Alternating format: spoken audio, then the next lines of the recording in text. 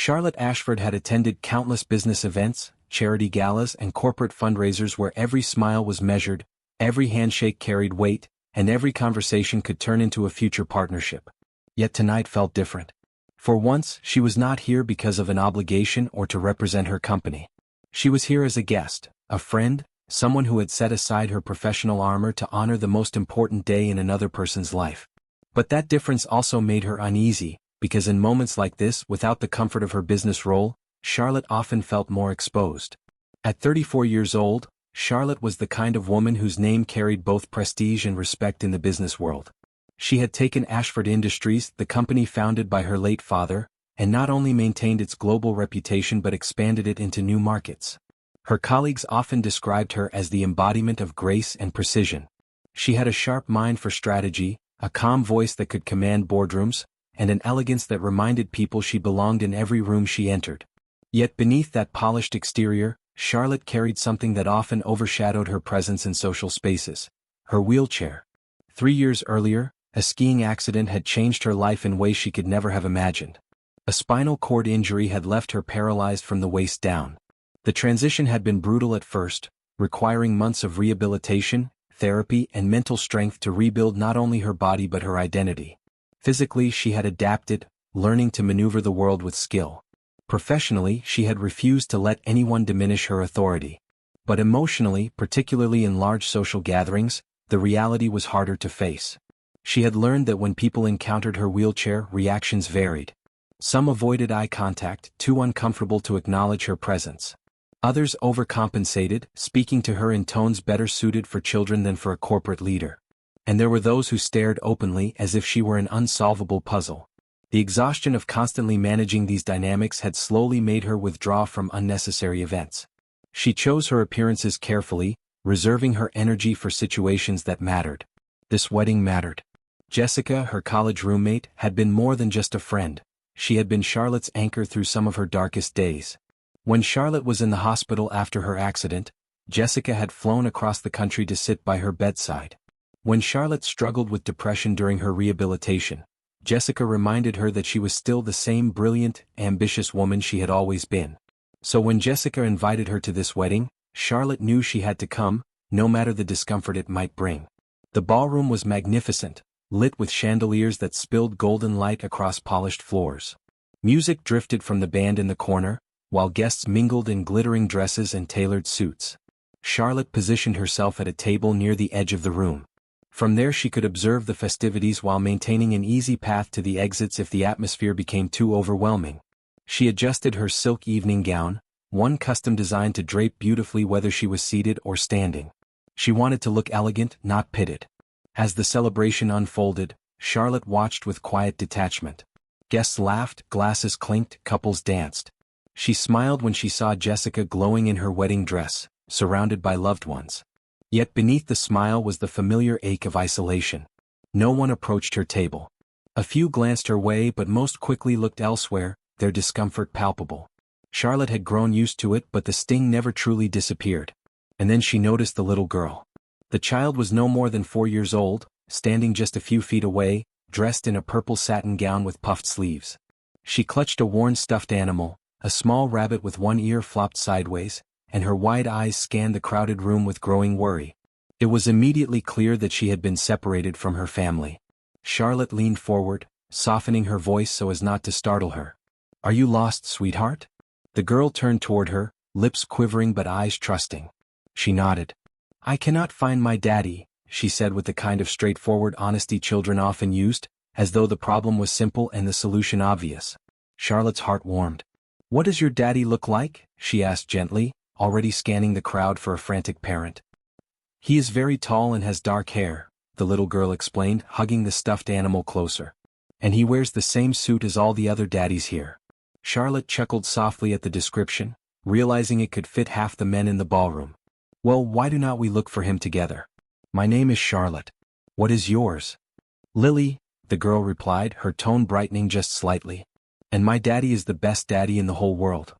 Before Charlotte could respond, a figure appeared through the crowd with visible relief on his face. A man, tall with dark hair exactly as Lily had described, hurried toward them. He crouched down, scooping the child into his arms with a mixture of relief and gentle scolding. "Lily, there you are. I was looking everywhere for you." "I was fine, Daddy," Lily said, pointing proudly at Charlotte. "This is Charlotte. She was helping me because I got lost." The man looked up, his eyes meeting Charlotte's with an expression of pure gratitude. "Thank you so much for staying with her," he said earnestly. "I am Michael Torres, and I cannot tell you how grateful I am." Charlotte studied him for a moment. He appeared to be in his mid-30s, his features warm rather than striking, but his presence carried an ease that immediately put her at peace. Unlike so many others, his gaze did not flicker awkwardly to her wheelchair. He looked directly into her eyes, engaging with her as though nothing about her required explanation. "It was my pleasure," Charlotte replied, offering a polite smile. "Lily is delightful company." Michael's lips curved into a smile, the kind that seemed genuine rather than practiced. He adjusted Lily on his hip as he continued, "Her babysitter canceled at the last minute, so she is my date tonight. I am trying to keep up with her energy." Charlotte laughed softly, the sound surprising even herself. She could not remember the last time a stranger had made her feel this comfortable so quickly. As they began to talk, Michael explained that he worked as a pediatric nurse at the local children's hospital. It made sense, his patience, his calm tone, the way he interacted with Lily all reflected someone accustomed to caring for children with understanding and respect. Lily, meanwhile, climbed into the chair beside Charlotte, chattering about her stuffed rabbit and asking questions about Charlotte's wheelchair with the curious bluntness of a child. "Can I push you to the dance floor?" Lily asked suddenly, her eyes sparkling with excitement. "I think you and Daddy should dance together." Michael's cheeks colored faintly. "Lily, not everyone likes to dance," he said gently. Charlotte hesitated. Dancing. She had not danced once since the accident. The very thought stirred a cocktail of fear and longing within her. Yet looking at Michael's kind expression and Lily's eager grin, she felt something daring rise within her. "Actually," she said slowly, surprising herself with her own boldness, "I would love to dance. I have wondered for a long time if it might still be possible." Michael's face lit with encouragement. "Then maybe we can figure it out together if you are willing to try." For a heartbeat, the entire ballroom seemed to fade. The clinking glasses, the swirling gowns, the chatter, it all receded until it was just Charlotte, Michael, and the little girl who had unknowingly bridged the distance between them. And for the first time in years, Charlotte felt the faint stirrings of hope that her life, her joy, and even her heart might not be confined by the wheels of her chair. The band played a lively waltz as Michael guided Charlotte toward the dance floor. Guests parted slightly, curious but respectful, some whispering softly as they watched. For Charlotte, every push of her wheels across the polished floor felt like stepping into unknown territory. Doubt clawed at her. Would this be awkward? Would people stare? Would she regret saying yes? But then Michael leaned down just slightly, his voice low enough that only she could hear. "Do not worry about anyone else. Just focus on me. We will move together." Something in his tone, a mix of reassurance and quiet confidence, steadied her. He did not treat her like a fragile object. He spoke to her like an equal, a partner. That was new, and it sent a surprising warmth rushing through her. They began to experiment. Michael matched his steps to the rhythm of her wheels, creating a subtle choreography of push and glide. It was not the traditional form of dance, but it was theirs, improvised in the moment. To Charlotte's astonishment, it felt graceful.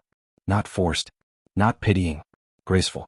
Lily clapped from the sidelines, spinning in her own little circle as if she were their official dance instructor. "That is perfect. Daddy, twirl her again. Charlotte, you look like a princess." The laughter that bubbled from Charlotte's chest startled her.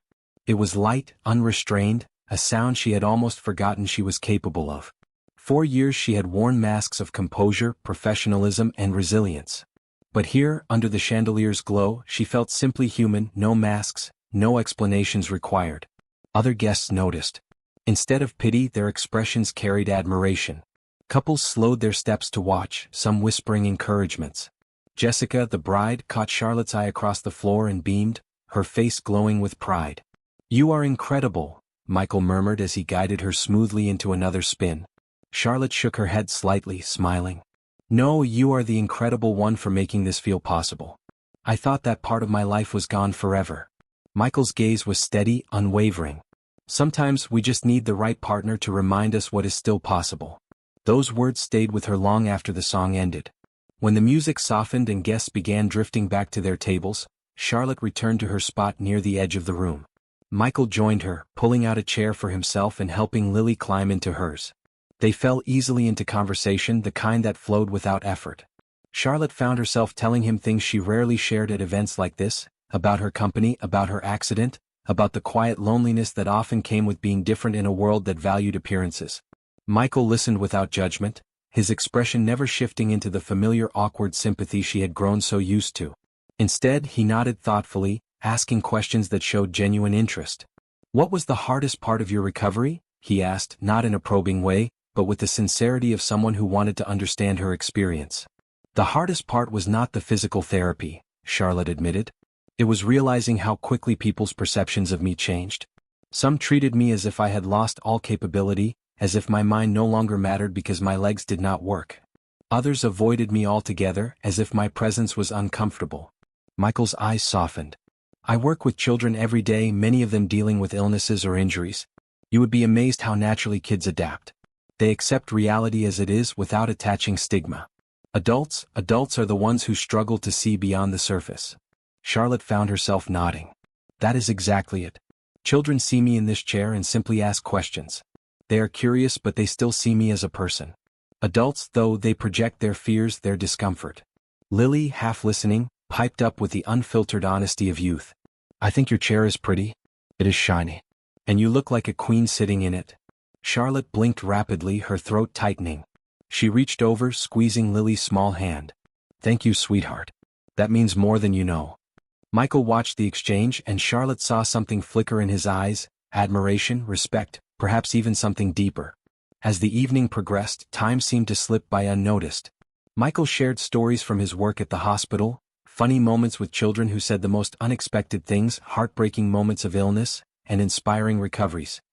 His voice carried a mixture of tenderness and resilience, qualities Charlotte found herself drawn to. She realized she could listen to him for hours. What surprised her most was how natural it felt. For so long, conversations at social gatherings had felt like endurance tests, filled with shallow politeness and awkward silences. But with Michael it was different. There was no forced effort, no hidden tension. Just two people connecting, one conversation at a time. Eventually, as the night wound down, Michael cleared his throat, suddenly looking almost boyish in his hesitation. "Charlotte," he began, "I know this might seem forward, but would you be interested in having dinner with me sometime? Not as a thank you for helping Lily tonight, but because I have genuinely enjoyed talking with you." Charlotte stared at him, caught between shock and an unfamiliar flutter of excitement. Men had asked her out before her accident, often too many of them. But after her injury, invitations had grown scarce, and when they did come, they often carried undertones of pity or misguided heroism. This was different. Michael's voice held no trace of charity. He wanted her company because he valued her. "I would like that very much," she said softly, her smile reaching her eyes. For the first time in years she felt not only seen but desired. And that realization left her almost dizzy. That night as she returned home, Charlotte found herself replaying every moment, the unexpected meeting with Lily, the kindness in Michael's eyes, the feeling of freedom on the dance floor. She had attended the wedding expecting to endure an evening of polite isolation. Instead she had found something that sparked like a flame inside her. Hope. Hope that maybe, just maybe, her story was not defined by loss but by the possibility of new beginnings. Over the weeks that followed, dinner turned into more dinners. Conversations turned into long walks through accessible gardens and quiet evenings in Michael's modest apartment, where Lily would proudly show Charlotte her drawings. Slowly, carefully, what began as chance grew into something more profound. Charlotte marveled at the way Michael treated her. Not once did he reduce her identity to her wheelchair. He celebrated her intelligence, her wit, her sharp insights into business, and her ability to listen with empathy. He made her feel not like an inspiration but like a woman, desirable, capable, and whole. And with Lily the bond deepened even faster. The little girl had no hesitation in claiming Charlotte as part of her world. She would crawl into Charlotte's lap, ask her to read bedtime stories, or chatter endlessly about school and friends. Each time, Charlotte felt something expand in her chest, a sense of belonging she had not realized she craved. The more time she spent with Michael and Lily, the more she began to wonder. Was it possible that this unexpected connection at a wedding could lead her toward the kind of love she had stopped believing in? Spring unfolded slowly, and with it, Charlotte's world began to shift. What started as cautious steps into companionship with Michael grew into something more natural, almost inevitable. They began meeting regularly, at first under the guise of casual dinners. But each evening lingered longer than the last, each conversation peeling back another layer of who they were beyond their surface roles, beyond CEO and single dad. Charlotte had never been one to rush into relationships. Her life, built on discipline and control, had always required careful planning. Yet with Michael there was no calculation. There was only comfort. He did not see her as a fragile figure to protect, nor as the intimidating executive others often treated her to be. He saw her as Charlotte. That simplicity was profound. One evening, Michael invited her to the hospital where he worked. The pediatric ward glowed with murals of animals and cartoon characters, designed to brighten the rooms of children undergoing treatment. Charlotte watched as he moved among patients with ease, his tall frame bending gently to listen to a child, his hands steady as he adjusted 4 lines, his voice soft but strong as he comforted frightened parents. "You are remarkable," she whispered later as they stood by a window overlooking the city lights. Michael shrugged, embarrassed by the praise. "I just do my job." "No," Charlotte insisted. "You bring light into places most people fear to step into. That takes more strength than you give yourself credit for." He looked at her then, eyes searching, and Charlotte felt the air shift between them. It was the kind of moment where silence said more than words could. Their first kiss came weeks later, not in a grand setting but in the quiet of Charlotte's own garden. She had redesigned her outdoor space after the accident, building paths wide enough for her chair and filling it with raised flower beds that reached her hands easily. Under the glow of soft lanterns, Michael leaned close, hesitation flickering across his face. Charlotte closed the gap herself, surprising them both. The kiss was tender, almost cautious, but it carried the weight of unspoken promises. From then on their bond deepened. Still, Charlotte struggled with fears she could not easily name. At times she wondered if Michael would one day grow weary of the limitations her wheelchair imposed, the logistics of accessibility, the stares from strangers, the subtle prejudice society still whispered. Yet each time doubt crept in, Michael's actions silenced it. He never treated her as a burden. He included her seamlessly in his life, from outings with Lily to quiet evenings spent making dinner together. Lily, for her part, had fully embraced Charlotte's presence. She loved riding on Charlotte's lap as they wheeled through the park, her arms wrapped tightly around Charlotte's waist. She asked innocent questions about the accident, never shying away from curiosity, and Charlotte answered honestly. The girl's acceptance was absolute, untainted by the complicated filters of adulthood. One Saturday morning, Lily burst into Charlotte's kitchen holding a crayon drawing. "This is us," she declared proudly. The paper showed 3 figures, Lily with her rabbit, Michael with his tall frame, and Charlotte with her chair, all holding hands under a sun with oversized rays. Charlotte's throat tightened as she stared at the drawing. She looked up to find Michael watching her, his smile soft and knowing. Without words, they both understood what Lily had already claimed. They were becoming a family. Yet even as love grew, Charlotte faced moments of vulnerability. At a charity gala for her company, she overheard whispered comments from investors. "She is brilliant, but imagine the challenges of being with someone in her condition." The words sliced deep, reopening wounds she thought had healed. That night, she confided in Michael. "Sometimes I wonder if people will always see the chair first and me second," she admitted, her voice breaking. Michael reached for her hand, steady and warm. "Then they are blind. Because when I see you, I see a woman who commands boardrooms, who creates beauty in her garden, who cares deeply for a little girl who needed her. The chair is a detail, Charlotte. Not your definition." Tears welled in her eyes, not from sadness, but from the rare relief of being truly understood. Months slipped into seasons. Their love matured, not in fiery bursts but in steady, unshakable growth. They built rituals, Friday dinners, Sunday park walks, bedtime stories with Lily. Charlotte found herself imagining futures she had long ago dismissed. Laughter echoing in a shared home, holidays spent as a family, the possibility of love that endured beyond circumstance. It was during a summer evening in the garden, the same place where their first kiss had bloomed, that Michael finally voiced what had already taken root. "I love you," he said simply, his voice steady but his eyes bright with emotion. "Not out of gratitude or admiration, but because you are the most extraordinary woman I have ever known. Your strength humbles me. Your mind challenges me. And your heart makes mine feel whole." Charlotte froze, overwhelmed by the honesty in his words. She had been loved before but never like this. Never by someone who saw her so completely. "I love you too," she whispered. "Not because you fill a void but because you and Lily have shown me that my life is not less than I believed, it is more." More laughter, more connection, more joy than I thought possible. In that moment she knew. What began as an accidental meeting at a wedding had transformed into the kind of love that could withstand anything. The months that followed only confirmed it. They celebrated holidays together, took trips designed with accessibility in mind, and navigated life's small challenges as a team.